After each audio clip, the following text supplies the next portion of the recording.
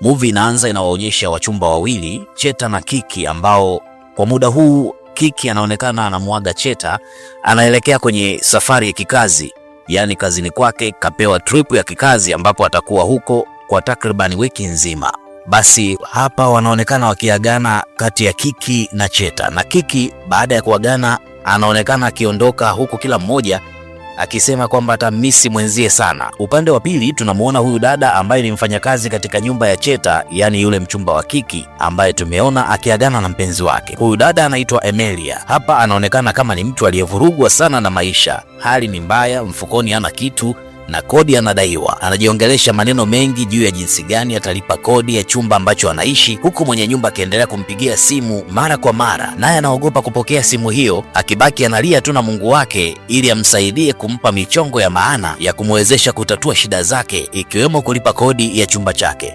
Huku kazini kwake, yani nyumbani kwa bosi wake, leo mama yake na Cheta anakuja hapa nyumbani, lakini Cheta anajikuta tu akimuuliza mama yake, mbona mama umekuja ghafla sana bila hata taarifa? Mama yake Cheta anawaka sana, anashangaa, ni maswali gani haya mwanangu unaniuliza? Kwa hiyo hujapenda ujio wangu hapa nyumbani kwako? Hapana mama, sijamaanisha hivyo. Punde Emilia anatokea na chakula, anaonekana akiwa anamkaribisha bosi wake, chakula kikiwa tayari. Wakati huo mama si ndo akamuona akasema, mkwe wangu mimi huyo. Hey, mzuri, sijapata kuona mwanangu, umejua kuchagua. Kumbuka Emilia wakati huo ni mfanyakazi tu hapa, lakini mama anamwagia sifa kama zote. Anachojua yeye kichwani mwake kuwa huyo ndiyo mkwe wake. Anaendelea kumsifu mwanaye kwamba amechagua mama bora kwa wajukuu zake, na hata alipofika mezani na kuanza kula chakula alichopika Emilia, hakuacha kusifia chakula hicho, akisema kwamba ni chakula kizuri sana, binti mzuri na hata kupika anajua. Wakati huo Emilia na Cheta hawakuwa na la kufanya wala hawakumwambia chochote, wakabaki wamedoa tu wasijue wampe majibu gani bi mkubwa. Bwana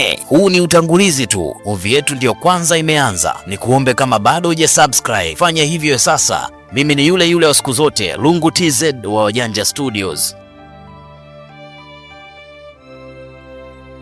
Sasa uwezi amini, kwa kuwa mama alionyesha kumkubali Emilia kama mkwe wake, Cheta ilibidi tu wamfuate Emilia jikoni na kumuomba wamfanyie maigizo mama kwa kujifanya ya kwamba wao ni kweli ni wachumba, ili kumwaminisha kuhusu anachokiamini. Unajua bi mkubwa tayari amesha hesabu ya kwamba anayemuona mbele yake ni mkwewe. Sasa kumwambia vinginevyo huenda ikamvunja moyo. Emilia alijaribu kukataa mpango huo, lakini Cheta aliendelea kumshawishi, huku akidai ya kwamba atampa naira 100,000. Hata baadaye akamwambia Emilia, nitakuongeza $100,000 nyingine, jumla nitakupa naira 200,000. Emilia alivyosikia 200,000 akafikiria alivyofuria na mwenye nyumba anamdai kodi, akaona akubali tu kuigiza kuwa mchumba wa Cheta kwa kipindi chote ambacho bi mkubwa atakuwepo hapo nyumbani. Kwa hiyo baada ya Emilia kukubali kuigiza kama mchumba wa Cheta, Cheta akampeleka mpaka chumbani kwake na kumwambia, usijali, hapa chumbani utakuwa unalala kwa kipindi chote ambacho bi mkubwa yuko hapa nyumbani. Usijali, mimi nitalala kwenye kochi tu, kuwa huru na ulale kitandani. Kikubwa ninachokitaka tu ni kwamba mama ajue mimi na wewe tunalala chumba kimoja na ni wachumba. Wakiwa hapa chumbani, punde mama akagonga mlango. Hawajakaa sawa, mama akaingia ndani kabisa. Wakati mama anaingia, Cheta alikuwa ameshawahi kitandani chap, huku akijidai kwamba ndo alikuwa anajiandaa kulala. Bi mkubwa alivyokuwa mdaku akajifanya eti hapa ndani kilichomleta ni kuwatakia tu usiku mwema, wala hakukaa sana, akasema acha niende nikapumzike. Haya, nawatakia usiku mwema. Basi mama na mkwe feki wakawa wanaonekana wamekaa pamoja na wanapendana sana, muda wote wanapiga stori, wanasimuliana stori za mtu na mkwewe. Mama Cheta akiwa ndio muda wote anawaza na kuzungumzia masuala ya wajukuu tu, anahamnao sana, kiu yake kubwa ni kuitwa bibi. Kwa hiyo katika stori zao mara kwa mara anaelezea namna ambavyo yuko tayari kuwapokea wajukuu zake. Baada ya bi mkubwa kukaa hapa wiki nzima, leo hii anaondoka na wakawa wanamuaga hapa. Muda huo wote bi mkubwa akawa anasisitiza tu kwamba Cheta anapaswa kumtunza sana mwanamke huyo, kwani anaonekana kuwa na adabu, mpole na zaidi sana ni mzuri. Basi baada ya mama kuondoka, Emilia anaonekana akifurahia sana kutokana na pesa aliyolipwa. Kumbuka kuwa aliahidiwa kulipwa naira 200,000 kutokana na kazi hiyo ya uigizaji. Manake hapo anajua kabisa shida zake nyingine ndogo ndogo zote zimeisha, kodi atakuwa ameshalipa na mahitaji mengine atanunua. Baada ya yote hayo kutokea, Mwamba akiwa ametulia chumbani, anaonekana Kiki mpenzi wake leo hii akiwa amerudi nyumbani kimya kimya bila hata kumtaarifu jamaa. Kaja hapa akimsurprise jamaa. Basi kwa vile walikuwa wamemisiana, wakakumbatiana kwa mahaba, na kilicho iliyofuata wakadondoshana kitandani kwa ajili ya kupiga show kali. Wapenzi wamekutana sasa, utawaambia nini? Sasa leo Emilia akiwa amelala chumbani kwake anaonekana akipigiwa simu hapa, na alipokuwa akiangalia mpigaji bwana, simu ilikuwa imetoka moja kwa moja kwa yule bi mkubwa, mama yake Cheta, yani yule mkwe anayeigiziwa. Mama Cheta alipomjulia binti hali, binti alionekana kuwa mpole sana, aliyepitiliza. Alimuuliza kulikoni, mbona unaongea kinyonge sana? Emilia akamjibu sijisikii vizuri. Basi mama Cheta akasema hiyo ni mimba. Asante Mungu wangu umeniona, sasa nakwenda kuitwa bibi mie. Hadi Emilia mwenyewe akabaki anashangaa tu pale ndani. Mama mkwe akawa anajimaliza tu. Hakuishia hapo, akadai kwamba atakuja kesho ili amuuguze mkwewe ambaye licha ya kuwa ni mgonjwa lakini ana mtoto tumboni. Huku kwa Cheta na Kiki, wawili hawa leo wakiwa wameketi sebleni, mlango ukagongwa. Mara ghafla mama Cheta akawa anaingia, wote wakishangaa kumuona. Yani kaja ghafla tu, hadi Cheta mwenyewe kalazimika amuulize mama, mbona mama kama unanivizia, yani unakuja usemi kama utakuja? Mama akadai hapa ni kwa mwanangu, mbona kila nikija maswali ni hayo hayo, kwanza nataka kumuona Emilia mkwe wangu yupo. Muda huo Emilia akawa anakuja analeta juisi aliyoagizwa. Mama Cheta akabaki anafoka tu pale, mnafanya nini? Kwa nini namtesa mkwe wangu? Mkwe wangu, kwa nini unajitesa kufanya kazi hali ya kuwa ni mjamzito na hali yako sio nzuri? Sasa haya yakiendelea, Kiki anabaki amepigwa na butwa, anashangaa na haamini anachokiona wala kukisikia kutoka kwa mama mkwe kwamba Emilia anaitwa mkwe na istoshe inasemekana na ujauzito kabisa. Basi kesi haikuwa ndogo huko chumbani. Cheta alipata kazi ya ziada ya kumwaminisha na kumwelewesha Kiki kwamba yote hayo anayoyaona ni maigizo tu, bi mkubwa anaigiziwa, hakuna lenye ukweli hata moja. Basi Kiki alipata shida sana kuelewa dhumuni la maigizo hayo yanayombagua yeye na kumuondoa kwenye nafasi yake kama mchumba halali wa Cheta. Cheta akamuomba sana Kiki akubali maigizo hayo yaendelee mpaka pale bi mkubwa atakapoondoka. Basi Kiki anaonekana kukubali, lakini kishingo upande bado haiingii akilini. Sasa baada ya muda, Cheta anaonekana kama anamfokea Emilia, kwa nini bado anaongea na mama yake na kumwambia kwamba yeye ni mjamzito. Kwa nini anaendelea kucomplicate mambo? Kama kuigiza tayari aliigiza na amelipwa. Emilia anasema mimi sijasema chochote, labda mama yeye mwenyewe tu kaamua kujiongeza baada ya kuhisi hali yangu. Basi Cheta akaweka dau jipya mezani kwa Emilia, akamtaka aendelee kuigiza kuwa mchumba wake, na safari hii anamwandalia naira 500,000. Iwapo ataigiza vizuri mpaka mama atakapoondoka, atachukua hiyo 500,000. Emilia kusikia 500,000 akaona dili si ndo hili sasa, akapiga kelele za shangwe sana mpaka Cheta akarudi pale na kumkataza asipige kelele, huku akimwambia kwenda ndani. Muda wa kulala ulipofika, maigizo yaliendelea. Cheta akamchukua Emilia mpaka chumbani kwao anakolala yeye na Kiki, ili tu kumzuga bi mkubwa kwamba wawili hao wanalala pamoja, kwani huku ndani kuna maelewano. Sasa Kiki hataki kusikia na hataki kumuona Emilia hapa chumbani. Cheta anambembeleza sana mpaka inafika time Emilia mwenyewe anaingilia kati kwamba yeye atalala tu kwenye kochi na kuacha wao walale kwenye kitanda chao, lakini Kiki anasisitiza kwamba ni bora hata ukalale chooni, mimi sipendi ukae hapa, manake tutashindwa hata kufanya mambo yetu. Kiki amewaka, Kiki haambiliki, anaonekana mkali kweli kweli. Ili jambo halijampendeza, anakubali tu kishingo upande, lakini halijamuingia akilini. Leo Emilia anaonekana akifanya usafi ndani ya nyumba, anadeki maeneo ya sebleni hapa. Ghafla bi mkubwa akawa amemfumania, mwanangu, unafanya kazi wewe na hali yako, wakati dada wa kazi Kiki yupo. Kumbuka wao kwenye maigizo yao wamemtambulisha Kiki kama dada wa kazi na Emilia kama mchumba wa Cheta. Lakini mama, mimi upande wangu napenda sana kufanya kazi, sipendi kubweteka. Hapana, kwa hali yako hutakiwi kujitesa. Mama akamuita Kiki ili yeye ndio aje kufanya hiyo kazi aliyokuwa akiifanya Emilia. Anamfokea sana Kiki akimwambia, wewe unamwachaje huyu anafanya kazi? Sipendi hiyo tabia ya kumwacha bosi wako anafanya kazi alafu wewe umekaa tu unamwangalia. Basi akamchukua Emilia na kumpeleka mpaka chumbani eti akapumzike. Kiki akabaki amefura, ana hasira sana, anaona nafasi yake wazi kabisa ni kama inachukuliwa, huku yeye akiwa macho akitazama. Baadaye kidogo Kiki anaonekana akimpiga mkwara Emilia, anamuuliza kwamba kwa hiyo unaenjoy kuona kinachoendelea, si ndio? Hapana madam, si enjoy. Sasa nisikilize wewe, humu ndani wewe ni mfanyakazi tu, wala usijisahau, mimi ndo madam, bosi wako kwenye hii nyumba. Nimekuelewa madam, na mama akiondoka tu na wewe utaondoka kwenye hii nyumba. Sipendi mambo hayo madam, jamani. Hey madam. Basi kweli leo mama Cheta akawa anaaga hapa, na kabla ya kuondoka akawa anazungumza maneno mengi sana, akisisitiza mkwewe ale chakula kizuri, alale kwa wakati na apunguze mawazo, na kisha akasema mtunze sana mjukuu wangu aliyeko tumboni. Mama akaingia kwenye gari na kuondoka hapa nyumbani. Sasa baada ya kumsindikiza mama huku nyumbani, Kiki akawa anamuuliza Emilia, wewe unasubiri nini hapa? Pesa yako tayari umeshalipwa yote, sikutarajia kukukuta hapa. ukizingatia kwamba tulishakubaliana mama akiondoka na wewe unaondoka. Emilia akasema kwa kujiamini haondoki kwenye hiyo nyumba kwa sababu mama amemwambia asiondoke na yeye anafuata maelekezo ya mama. Kiki alipotaka kuja juu, Cheta akamtetea akasema ni kweli mama amempa maelekezo kwamba asiondoke. Mabishano yakaendelea na Kiki anaonekana kupandisha sumu sana. Ndipo Emilia akaamua kusema jambo. Tulia niwaambie, humu ndani sitoki, maana ni kweli nina mimba ya boss Cheta. Wote wakashangaa. Boss Cheta akamuuliza kivipi? Mbona una drama sana wewe binti? Una mimba yangu kivipi? Emilia ikabidi amueleze kwamba wakati wanafanya maigizo ile wiki ya kwanza ambayo Kiki alikuwa amesafiri, ile wiki nzima walipokuwa wamekaa, siku moja boss Cheta alirudi nyumbani akiwa amelewa na mwenye mawazo mengi, na kisha akamuomba Emilia eti amsindikize bafuni, na alipofika huko bafuni akamuinamisha na kufanya naye mapenzi bila ridhaa yake. Hiyo ndio siku ambayo alipata ujauzito. Baada ya kueleza hilo, timbwili lake alikuwa dogo hapo. Kiki akauwasha moto kweli kweli, aliamsha varangati, lakini Cheta alituliza hali hiyo, akatumia wanaume wake kusawazisha mambo huku akiomba msamaha kwa Kiki, Kiki akijaribu kumwelewa tu japo kishinga upande. Baada ya Emilia kuongea hayo na kueleza kwamba ni kweli ana mimba ya bosi na sio maigizo tena, jeuri yake ikaanza kuonekana wazi wazi. Siku hizi hapiki tena chakula cha familia nzima, bali anajipikia yeye mwenyewe tu. Akiulizwa anamwambia Kiki, nenda jikoni, wewe mwenyewe pia si una mikono, lakini pia wewe si mwanamke. Hata pale Kiki anapopika chakula na kumtengea Cheta, Emilia anakuja na chakula chake huku anakitoa kile ambacho amekipika Kiki na kuweka kile ambacho amekipika yeye. Vurugu ni nyingi sana. Cheta anamfatisha na kuamua kuishi naye kwa kadiri anavyotaka, huku akiamini kwamba huenda ni mimba tu ndio inayompelekesha. Leo hii Cheta anamletea zawadi ya nguo pamoja na toi la kuchezea mtoto. Emilia anafurahi sana na kujiona anapendwa sana, na kisha anaamini sasa ameanza kuiteka taratibu akili ya bosi wake Cheta.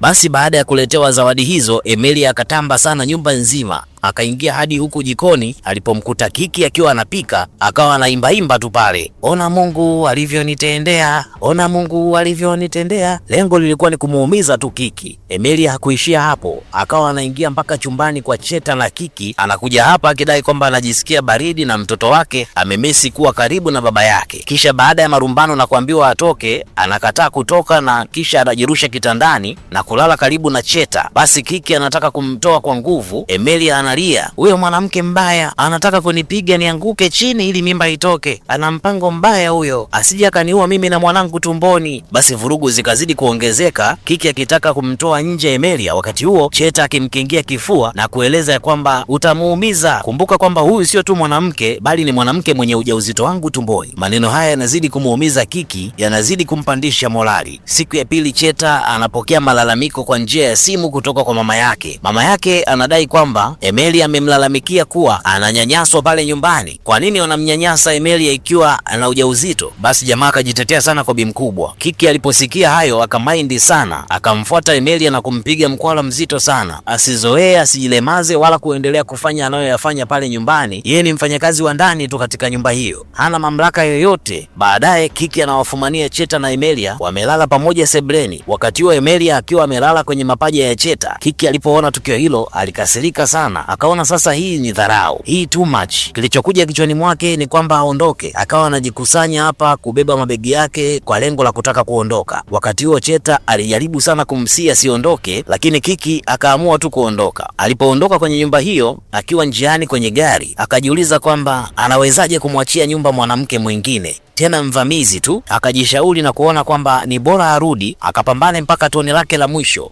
na ndipo alipoamua kurudi. Alipofika hapa alimkuta Emilia sebuleni mwenyewe akifurahi kuachiwa mume, huku akisema mwanamke muoga kakimbia nyumba yake kaniachia mume, kuanzia leo huyu ni wa kwangu wa halali. Emilia alikuwa anazungumza tu yale maneno, muda huo alikuwa hajamuona Kiki. Baadaye anapomuona Kiki anapigwa na butwa akishangaa, wewe si ulikuwa unaondoka wewe, sasa ni kitu gani kimekurudisha tena hapa? Kiki akamwambia, kwa taarifa yako, hapa nipo sana, hapa ni kwangu na siwezi kuondoka. Kikaragosi kama wewe huwezi kuwa sababu ya mimi kuondoka kwenye nyumba hii. Emilia akamwambia, kama umerudi ndo ujue kabisa sasa mimi ndo bosi wako, kuanzia leo mimi ndo mama mjengo, kwanza toka nje. Mbona unakuwa kigeugeu, si ulisema unaondoka wewe? Emilia akadhamiria ubaya, leo eti anajidondosha mwenyewe hapa jikoni alafu anapiga makelele, lengo la kufanya hivi aonekane amesukumwa na huu msala anataka kumwangushia Kiki. Kwa hiyo akajilalamisha sana hapo chini. Baada ya muda anaonekana ameketi na Cheta pamoja na Kiki. Baada ya Cheta kuambiwa kwamba Kiki ndio aliyemsukuma Emilia pale jikoni, Cheta anamjia juu sana Kiki, huku akisema hata kama usiwe na roho mbaya, unataka kumuua mtu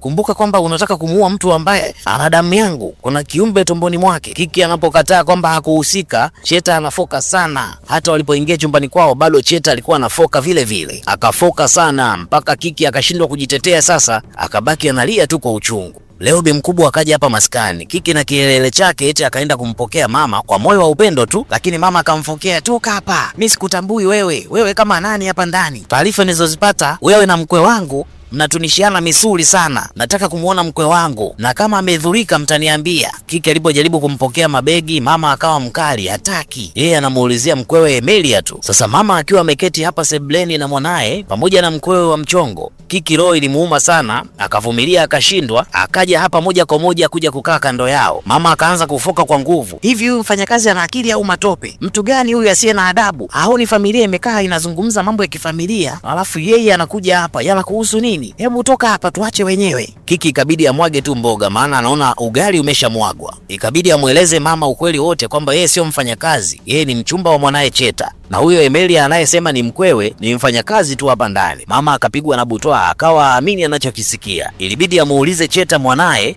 akamthibitishia kuwa ni kweli, alichokisikia ni kweli kabisa, wala sio uongo. Basi mama anaonekana nafsi yake imekosa tafsiri, azungumze lipi wakati ukweli ndio huo. Lakini licha ya hayo, bado mama anaonekana kama hampendi Kiki, kwa sababu mara kwa mara amekuwa akimfokea tu. Yeye anamkubali Emilia humu ndani. Mama anachokijua ni kwamba Emilia ndio aliyembebea mimba mwanae, full stop. Basi hiyo hali ya kutamani mjukuu ikawa inamfanya mama amuhakikishie Emilia kwamba yeye ndiye anayetamani mwanaye amuoe, kwa kuwa tayari ana kiumbe cha mwanaye tumboni, na kumhakikishia kwamba mwanaye lazima atamuoa tu. Hiyo ikazidi kumpa kiburi Emilia na kuzidi kujitutumua, huku akitambiana na Kiki kwamba wewe unalazimisha mapenzi, ila wenzio tunapendwa kweli, mpaka mama mkwe mimi ananipenda na niko upande wake, wewe utaniambia nini? Basi ni kutambiana tu.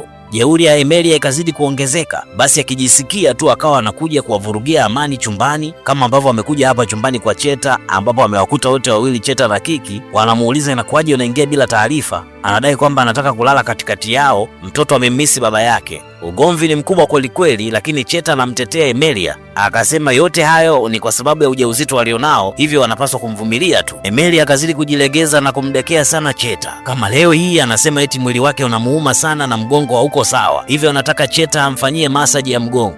Cheta akamfanyia masaji ya mgongo. Wakati huo Emilia anaonekana kufurahia sana, akawa anatoa kilio fulani cha mahaba chenye lengo la kumuumiza tu Kiki. Sasa usiku huu Kiki anamwamsha mchumba wake Cheta akitaka waongee na kujadiliana namna ya kumaliza swala hilo. Cheta anasema, leo nilikuwa na kazi nyingi sana ofisini, tafadhali naomba niache nilale, nimechoka sana. Kiki akazidi kumbuguzi, lakini Cheta bado alikazia kwamba anataka kupumzika. Kiki akasema, nataka kukuuliza swali. Cheta akasema, uliza bwana, nimechoka. Na ndipo Kiki alipoamua kuuliza kwamba hivi Cheta, bado unanipenda kweli? Cheta hakujibu swali hilo zaidi ya kusisitiza tu kwamba amechoka na analala. Akaliona kama ni swali la kipuuzi tu. Leo Kiki ameitisha kikao cha familia akidai ya kwamba kuna jambo anataka kusema. Mama mkwe akawa anasema, ndio nini sasa kuitana? Kwani kuna lipi huyo Kiki anataka kusema? Mbona tunaitana vikao? Huku Emilia akisema, huyo labda anajibaraguza tu, pengine anataka kuomba msamaha kwako, umsamehe juu ya roho mbaya anayojaribu kunionyesha mimi kila wakati. Kiki akasema, nisameheni jamani kwa kikao hichi kisicho rasmi na cha ghafla, ila hapa nina jambo la msingi sana, ni kuhusiana na vipimo vya ujauzito. Wote wakashangaa. Mama mkwe akasema, ni vipimo vya nani? Lakini Kiki anasisitiza kwamba hapo alipo ana majibu ya ujauzito. Akafunguka yote kwamba alimvizia Emilia jana usiku akiwa amelala na kuchukua sampo ya damu yake na kisha akaenda nayo moja kwa moja mpaka hospitali. Kwa mujibu wa vipimo vilivyofanywa na daktari, vinaonyesha wazi kwamba mwenye sampo ya damu hiyo hana ujauzito. Kisanga na kizaizai, timbwili na varangati. Ikabidi Cheta amkoromee sana Emilia kwamba aseme ukweli ana mimba au hana, la sivyo atamchukua yeye mwenyewe na kwenda naye hospitali kupima. Kwa hofu na aibu, Emilia baada ya kutishiwa kipigo ama kuchukuliwa kupelekwa hospitali, akaeleza yote kwamba ni kweli hana mimba, ila alifanya kusingizia mimba. Hii ni baada ya siku moja akiwa amekaa anatafakari, alibaini ya kwamba mama yake na Cheta anampenda sana, akawaza maisha yamemchapa sana, basi ikabidi tu acheze michezo hiyo na kujifanya kuwa ni mjamzito ili aendelee kupendwa na kubaki kwenye familia hiyo na kuendelea kutumia pesa za Cheta. Akaenda mbali na kueleza kwamba hata vile alivyosema kwamba Cheta alimlazimisha mapenzi bila ridhaa yake, haikuwahi kutokea kitu kama hicho, wala hakuwahi kuguswa kabisa na Cheta. Kile alichokiongea mwanzo kilikuwa kinamchafua Cheta tu, na ilikuwa ni mbinu yake ya kusakafia jambo hilo. Baada ya Emilia kueleza hayo yote, Cheta akamfukuza hapo hapo, akamwambia ondoka sasa hivi nyumbani kwangu. Emilia akaondoka kwa unyonge akiwa amekosa vyote. Hata hivyo, Kiki hakubaki pale tena. Baada ya yote aliyotokea, aliamua kumwacha Cheta mazima, huku akimuita kwa jina la dhiaka kwamba yeye ni mami boy, yani ni mtoto wa mama. Pamoja na kuwa ni mtu mzima, bado anaruhusu mama yake mzazi ndio awe kiongozi wa familia yake na maisha yake. Kwa hivyo akasema, mwanaume wa aina yako siwezi kubaki naye, kwa sababu kama unampa nafasi mama yako mzazi ya kuongozea familia, ni ishara kwamba akili yako bado haijakuwa na kukomaa, ujawa bado gentleman kwa ajili ya kuongoza familia. Utanisamehe sana, siwezi kubaki na wewe. Basi Kiki akaondoka. Basi baada ya Kiki kuondoka pale nyumbani, Cheta alionekana kama amevunjika moyo sana. Anakunywa pombe tu, kuoga haogi, muda wa kula hakumbuki. Yani hapo alipo ananuka mpaka mama yake anamwambia, ona sasa mtu unanuka kweli, mwanamke ndo anakufanya mpaka unakuwa hivi, unakuwa kama chizi. Naye anasema, ona sasa mama, ulivyoniharibia maisha yangu. Kwa hiyo unaona ni sawa kabisa nayoyapitia hapa, si ndio? Sasa nasemaje, hapa nyumbani kwangu ondoka, sikuhitaji mama, toka. Mama yake aliondoka pale nyumbani moja kwa moja, akaona kweli amekosea. Akaenda moja kwa moja kwa Kiki na kuomba msamaha juu ya yote aliyoyafanya. Akiwa kama mzazi, alieleza kwa kumaanisha kabisa. Kiki akawa amemsikiliza pale kwa makini, akaona ni kweli, basi akamsamehe. Baada ya muda, Kiki akarudi pale nyumbani kwa Cheta. Wakati huo Cheta akiwa amelala ajitambui, amekunywa pombe zake, amelewa. Hapo alipo ananuka ni mchafu, ana wiki nzima hajaoga kabisa, hata chakula chenyewe hali, yeye ni mtu wa mitungi tu. Basi Kiki alipofika pale alieleza ya kwamba amemsamehe, na ndipo Cheta naye aliomba sana msamaha kwa Kiki, wakasameheana na maisha mapya yakaanza kwa wawili hawa. Huo ndio mwisho wa movie yetu kali sana yenye story ya kusisimua kabisa. Ukitaka kuitazama full movie, link nimekuwekea hapo kwenye description. Niambie umejifunza nini kutokana na tambala hili la leo. Tukutane hapo kwenye comment section. Kama bado hujasubscribe, na kusisitiza fanye hivyo sasa, na kisha like na kushare, utakuwa umetisha sana mtu wangu. Mimi ni Lungu TZ kutoka hapa Wajanja Studios. Hadi wakati mwingine, bye.